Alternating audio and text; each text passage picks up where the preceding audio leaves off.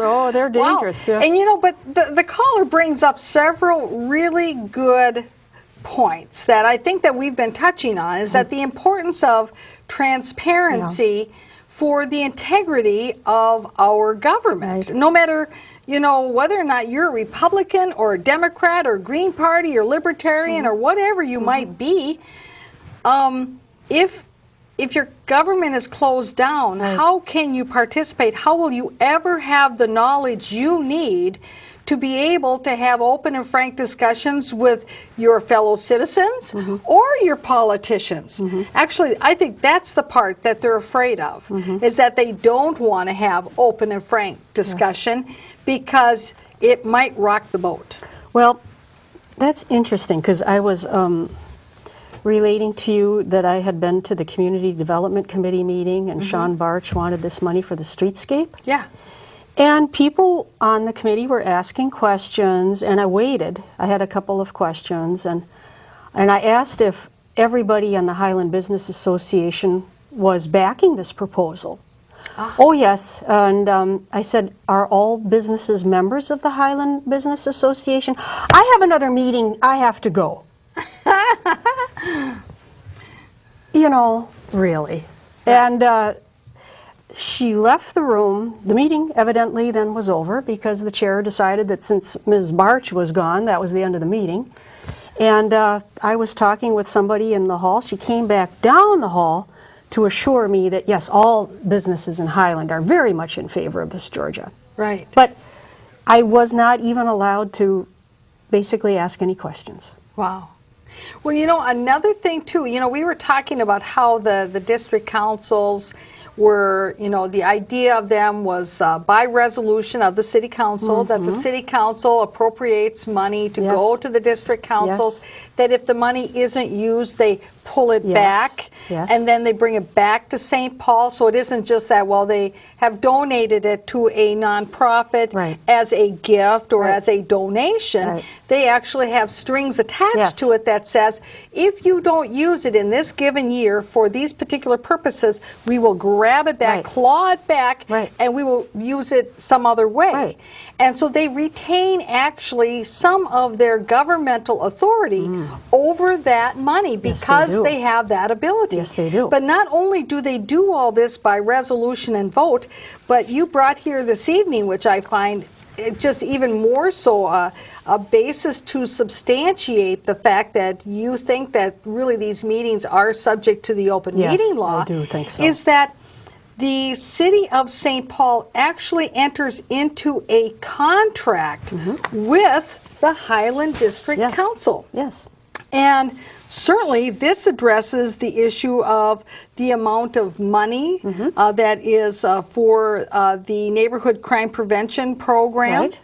And I haven't had a chance to look at all of this, but I would certainly say that from my experience, I know that if you have a municipality, for instance, that contracts with somebody to do something that is the government's work, then that contractor has to keep records, has to be able to comply with the Data Practices Act, the same as the government would have to if they were doing the work themselves.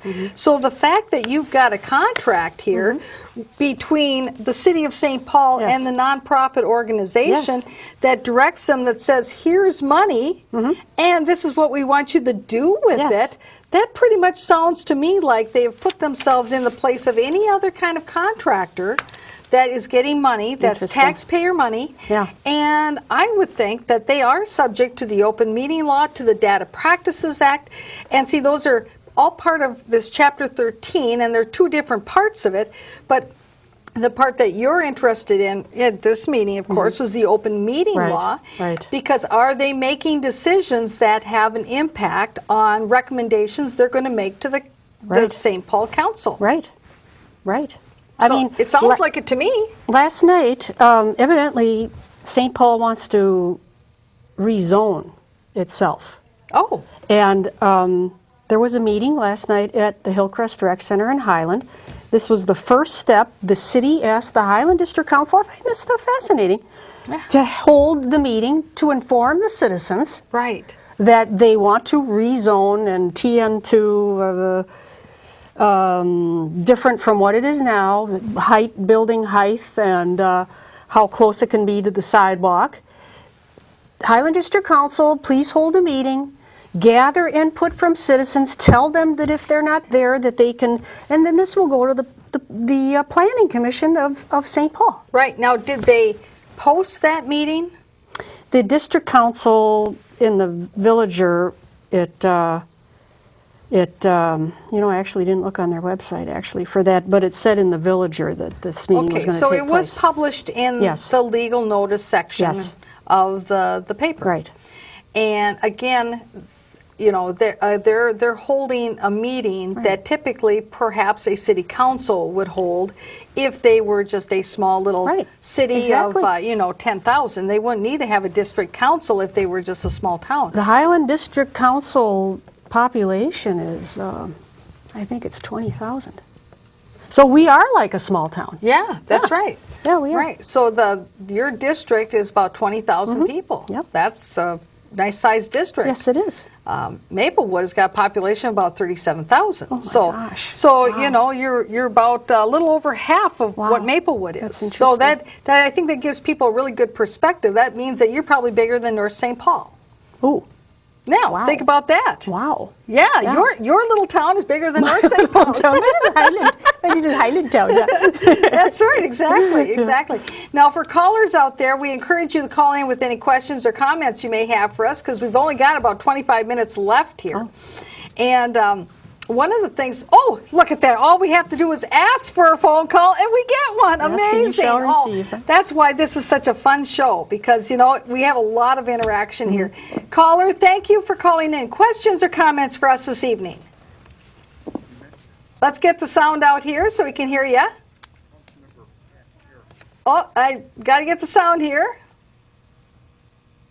Okay, well, call right back in, because apparently there was a misconnection with the line or something. So sometimes it happens with live TV. You know, you got to go with the flow.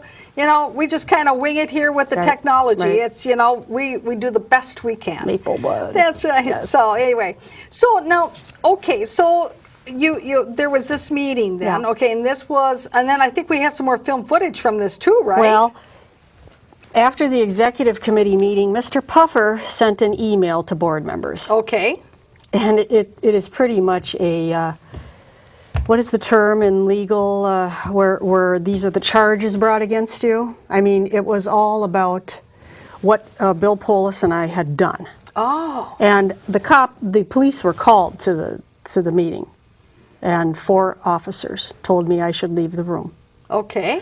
So he sends out an email that the officers were called, and since Mr. Polis and I are on a standing committee, this really is not conduct that they want to have people who are elected to represent the district council on a committee have, and they were going to bring this forward to the board meeting, that they remove our membership on the standing committee. Oh my goodness. Yes. But we didn't know this. Ah. Nobody told us this. Oh.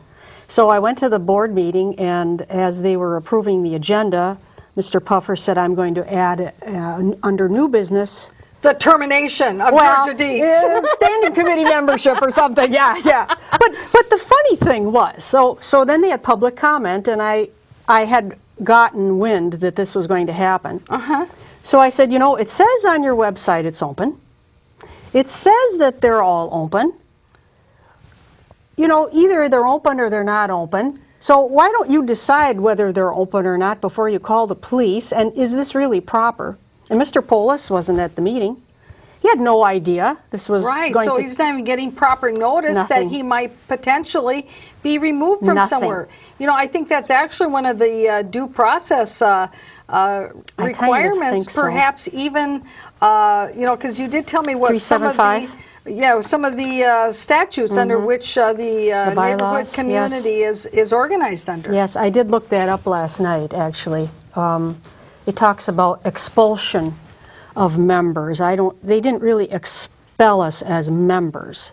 They expelled us as standing committee members. Right. So I understand. Right. So did they indeed take that action Well, then? so then I stood at public comment and I said, you know, you people should know that the League of Women Voters, when they study district councils, say that board members are liable.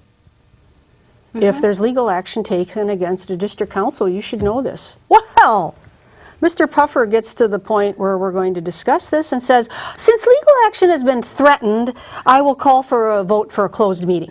You know what that concession is? You just got a concession Which concession? that they're subject to the open meeting law.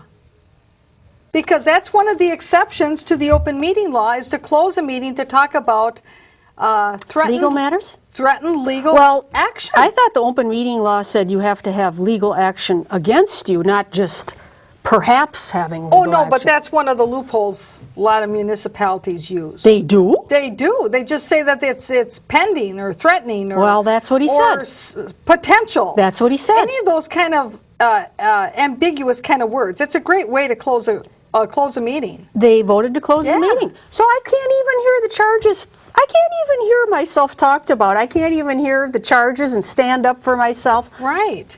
So then here's the question, did they take a vote in that closed Yes, meeting? they did. Oh, and you see, that's a violation of the open meeting law, because when you are in a closed meeting and you're going to take action, you have to get out of the closed meeting, go back and resume to be in an open meeting, and then you bring the motion so everybody votes in the open.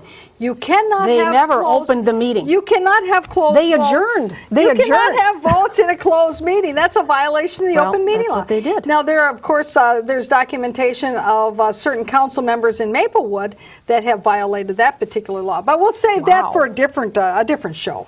But Miss Kathy Juneman knows where she is. So. And you know where she is. Yeah, I got the email to prove it. So, okay, so there you go. But that's a very interesting point, because first, on one hand, I mean, as a lawyer, I find this so interesting, Yeah. because on one hand, they say they're not subject to the open meeting laws, and yet on the other hand, they're They using those act like they exceptions are. so that they can close them. Interesting. See, now, I wouldn't have known this if you hadn't told me. Yeah, this. we'll see, our viewers wouldn't either, and they're thinking to themselves, Inquiring oh my gosh. minds want to know. They're Yes. thinking, my gosh, and all this goes on in Highland Park? In Highland Park. I think you have more citizen participation on the east side of St. Paul.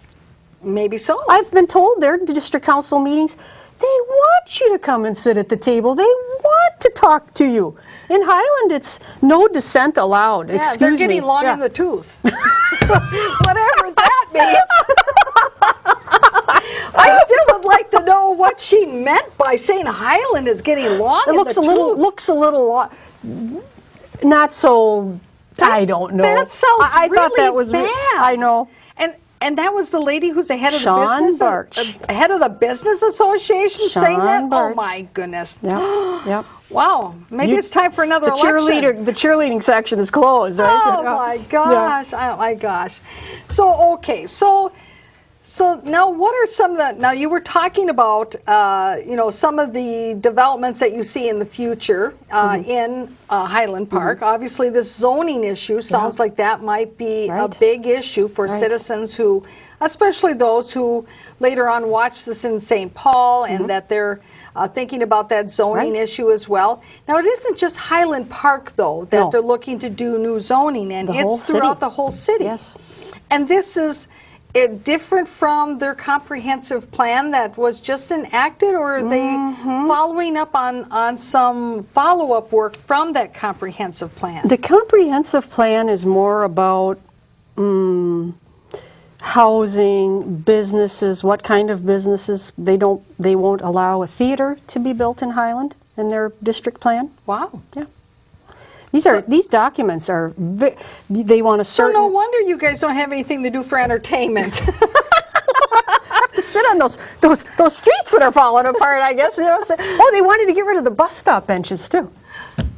They don't like them. They think they're ugly. Except that, did you know Ramsey County has a project and a program that they have been promoting for the last couple years about these 1,001 benches, of putting benches throughout all of Ramsey County so that you can have a livable, walkable community. Because you see, if you're encouraging